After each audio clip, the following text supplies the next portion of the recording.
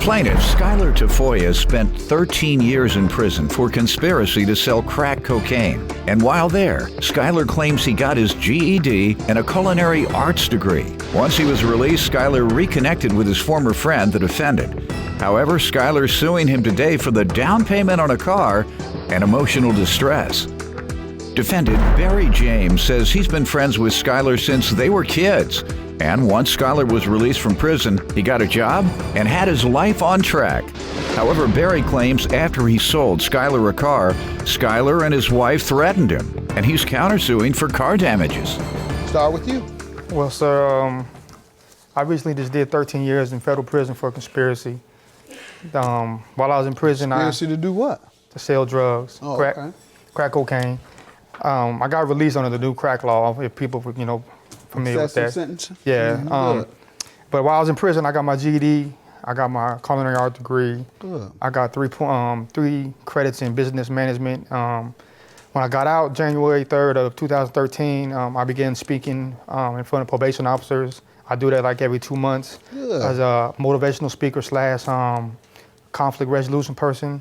I've spoken in front of juveniles. I go to the juvenile homes, speak in front of them, runaway homes. So excellent. That's what I encourage people to do. Excellent. So society is better off with you out than in. You tell me some background on yourself, sir. I met Skylar's parents probably about 15, 20 years. He used to spend the night at my house. My mom welcomed him in when he had problems at his home with me and my older brother. We went fishing and everything. That was our connection because of his son. I met Skylar when he was... Now, you're not talking in slang, are you? No, sir. Okay, we went fishing looking for the hook. No. I don't know. What was part you said? When I so say we can fishing, get a connection. No, sir. I'm just kidding. No, sir. Go ahead. No, sir. No, we used to be down in creeks with fishing poles or get in the water. No, it was straight up fishing. Go ahead. I don't remember that. I didn't see him when he left for 12 years. He got out. He had a job, doing good, like he said he was. So you vouched for him? Yeah, I vouched for him. Good. Yeah, good and we had that. conversations, about daily life, arguing with your woman or whatever, trying to make a difference, try to make it, whatever we come up with as a solution. Excellent. All right, let me hear about the down payment you're suing him for on a car. We had a discussion about an '89 Mercedes-Benz. I gave him $500 down. What month and year, This is August approximately? 1st of 2015. $500 down with a $3,000 remainder. This is the bill of sales Let's right see here. it, please. $3,000 balance? Yes, sir. And when were you to repay that? Every 2 weeks was supposed to be a $250 payment, which would make the first payment on the 14th of August. All right.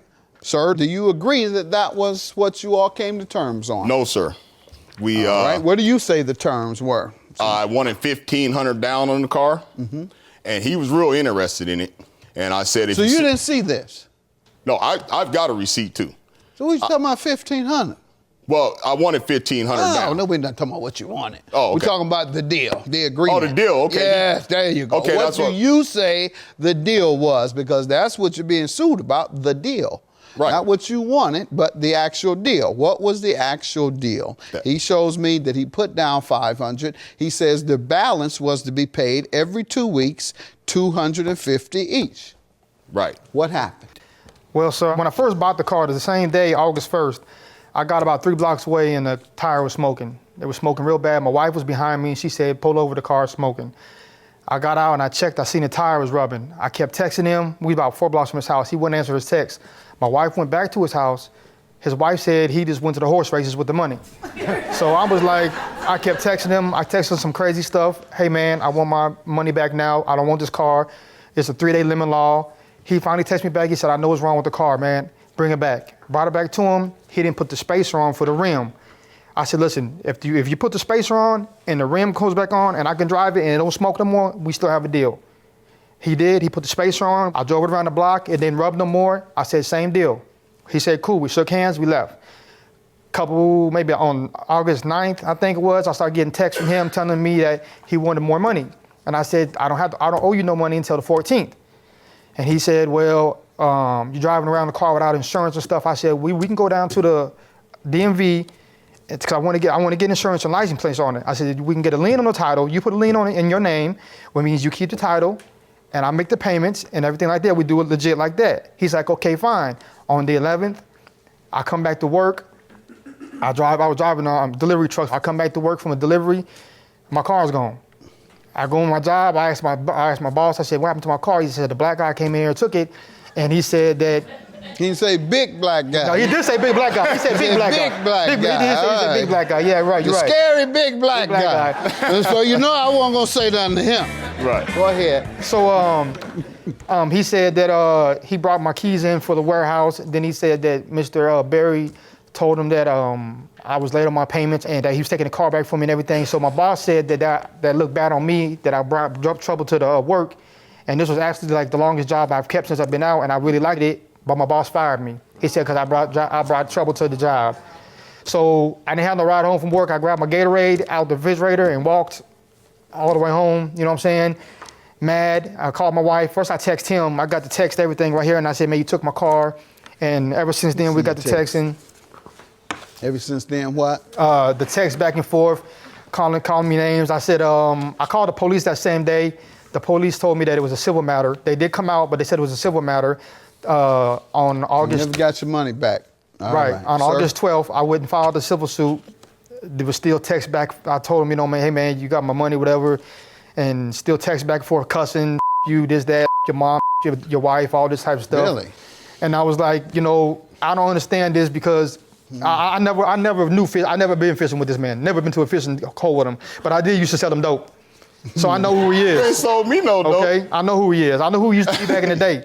So for me to be tested like this and to try to go back. Talk about your mother and your wife. We had an agreement, Your Honor, and the agreement was broke. One of our good friends just passed away, and my dad tells me to come to the after party. I'm there. He said, but please be careful. He said, man, because Barry's here. Barry comes up in the Benz. And the car you gave him money for that he repossessed. Right. So my dad was like, please don't disrespect the funeral and stuff like that. I said, okay, Dad, I won't. You know, I haven't seen him since then. And then I left it all alone, you know, brought it to court. and everything. I had a choice in this matter. I could have resorted back to my old ways. You're truly reformed. Thank you. And thank God. I must say, you know, I was a street guy. I only did 7 months. I didn't do 12 years, but you're more reformed than me.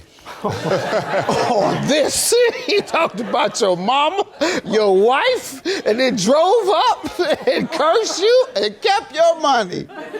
You're a good brother. Seriously, man. Thank you. Seriously, I wish a lot more would follow your path. All right, sir. What do you say to this? He's straight lying. Okay, he came pulling up to my house. He rushed up to my house. My wife called me. She says, the guy says he's bringing the car back because the tire's smoking. I said, what do you mean the tire's smoking? Okay, I said, okay, well, tell him just to park the car, don't drive it no more, and I'll come to him. So his wife comes to the door to my residence. She's yelling at my wife, y'all don't know me. I'll do this and that to y'all. I'll tear this whole place down. So we at the house, and there's kids playing. My sons are playing out here. So he pulls up. I said, okay, let me see what's going on. What I had did, my nephew was going to buy the rims off the car. Okay, me and him was talking. I forgot to put the spacer back in there. Totally forgot it. And once he came back, he just come flying up. You sold me a lemon. Give me my money back, this and that. I said, well, listen, man, I can fix it. Okay, what's wrong with it? The spacer was in the back seat of the car. So I got down, I jacked the car up, fixed it immediately, fixed the problem. Him and his woman still say, yeah, you know how we operate. He talking about what they gonna do if I don't do this and that and the other. So I'm down on my knees, you know, in my dirty mind, I said, you know what, man, you standing up above me in some flip-flops, talking crazy to me like what you gonna do to me, and I got a crowbar. I could have hit him on his ankle or something, you know what I mean? But no, he's steadily going on and on, you know. So I got the tire, like he said, I got it all fixed. He drove off again, okay? So I called him like 2 or 3 days later. I said, did you get your insurance, and were you gonna bring the other $1,000 over here? Because he was like, well, me and my wife get paid on the same day. I said, well, you said the agreement was every 2 weeks. Yeah, I'm about to get to that, sir. That's what I'm saying. No, you already got to it. You asked for your money immediately. You didn't not wait till 2 weeks. It wasn't immediately. It was August 9th. No, it wasn't August 9th. When did you ask for $1,000? It was probably like August 13th or something. All right, Yes. all right. I'm looking at your text messages. In fact, you asked for your money the very next day. Let me tell you what you said. Bring my car back Friday. I told you I only had, this is him, I only had $500. We agreed upon every 2 weeks. You say, listen, just get me my money. This is August 9th. I'm looking right at it. He says, I don't owe you until next week. Then you say, on the 11th, I'm not taking your money. You can have the car. Get the insurance and the money. Grow up. You asked for your money prior to the 2 weeks, sir. Okay. And If I did, Your Honor. repossessed it illegally. On 8/2, I promise you can't stand the risk of not taking care of this business. This is you. Just have my money. This is on the 2nd. Have my money. And by the way, don't play or you will get... This is you talking like this. Yes, that was. All right, Well, your counterclaim, how does he owe you, sir? Okay, sir. When he called me on the phone, he wasn't being kosher like that. He was like, "Yeah, you done sold." You know, he's I'm cussing. reading the text, sir. Have a good day. Judgment for the plaintiff. Get your money back. He asked for your money before it was due.